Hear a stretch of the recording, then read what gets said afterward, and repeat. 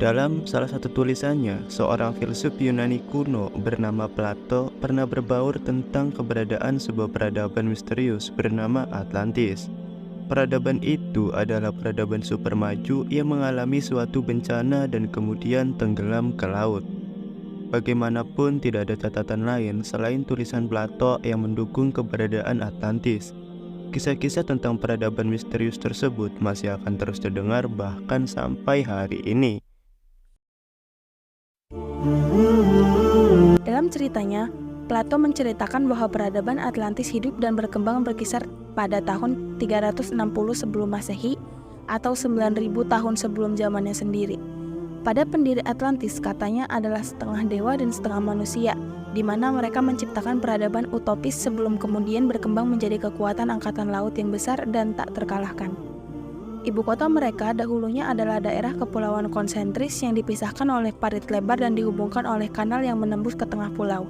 Pulau-pulau mereka itu dikabarkan sangat subur dan memiliki banyak sekali cadangan mineral seperti emas, perak, dan logam mulia lainnya. Tidak hanya itu, diceritakan bahwa kepulauan itu juga memiliki berbagai macam satwa liar yang melimpah dan langka. Hewan-hewan di Kepulauan Atlantis dikabarkan lebih indah dan lebih eksotis dibandingkan hewan-hewan yang kita ketahui saat ini. Para penduduk Atlantis hidup dengan damai, hingga kemudian di suatu malam, peradaban mereka lenyap dan tenggelam ke kedalaman laut.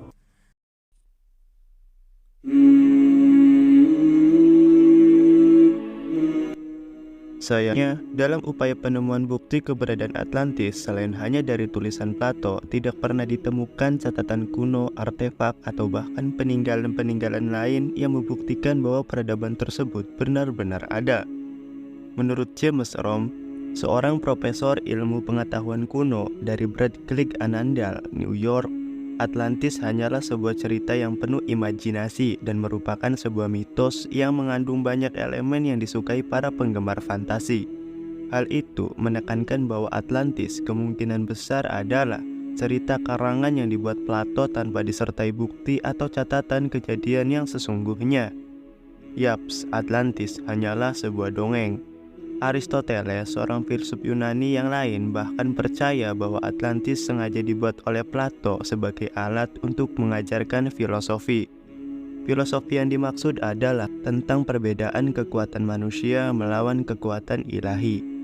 Mengutip dari Carles Orser, kurator sejarah di New York State Museum, dia menyebutkan bahwa ada banyak teori tentang di mana Atlantis berada, di Mediterania, di lepas pantai Spanyol, bahkan di bawah tempat yang sekarang disebut Antartika. Pilih tempat dimanapun di peta, dan pasti akan ada seorang yang mengatakan bahwa Atlantis ada di sana. Saya sendiri tidak bisa membantah argumen tersebut. Maksud saya itu, coba ingat lagi berapa kali kita sering mendengar bahwa peradaban yang hilang Atlantis ada di bawah laut Indonesia. Maksudnya adalah, sebuah cerita utopia cenderung disukai banyak orang. Dan setiap legenda-legenda yang disukai biasanya akan berkembang dan berubah-ubah dari mulut ke mulut, karena ditambahi bumbu-bumbu yang tidak selalu cocok dengan fakta. Tidak ada pakem yang pasti atas asal-usul dari Atlantis. Lalu bagaimana cerita yang mengatakan bahwa Atlantis ada di Indonesia? Jangankan ada di Indonesia, orang bukti catatan keberadaannya aja cuma dari Plato. Menurut saya, justru itulah poinnya. Karena memang tidak ada pakem yang pasti atas asal-usul Atlantis. Orang-orang di sepanjang sejarah menjadi bebas untuk mengembangkan ceritanya sesuka hati. Mereka menerima cerita itu, lalu mereka tambah-tambahi sebelum menceritakannya kepada orang lain. Siklus itu sering berulang hingga mencapai masa kini, di mana Atlantis telah menjadi bagian dari kisah sejarah yang muncul di berbagai macam produk budaya pop kita. Contohnya adalah film Aquaman, dan segala macam kisah fiksi yang berhubungan dengan Atlantis.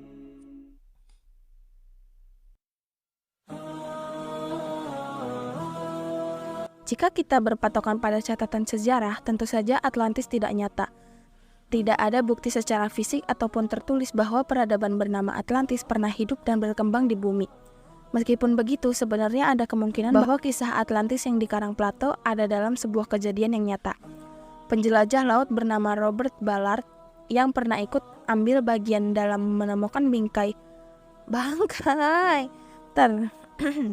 menemukan bangkai Titanic pada tahun 1985 mencatat bahwa tidak ada pemenang Nobel yang mengatakan bahwa apa yang ditulis Plato tentang Atlantis adalah benar.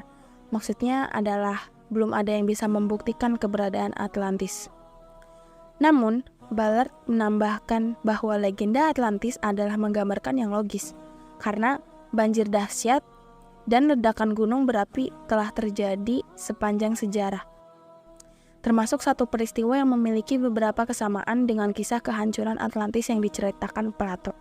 Sekitar 3.600 tahun yang lalu, letusan gunung berapi besar menghancurkan Pulau Santorini di Laut Aegea dekat Yunani. Pada saat itu, diketahui masyarakat Minoa yang sangat maju tinggal di Pulau Santorini.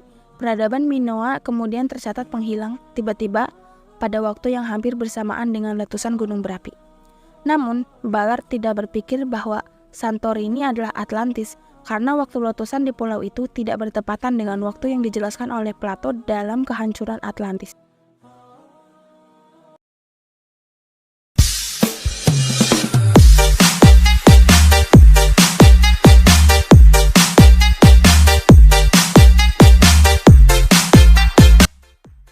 Legenda Atlantis adalah kisah yang mengandung nilai moral tentang orang-orang yang hidup dalam peradaban utopis yang sangat maju.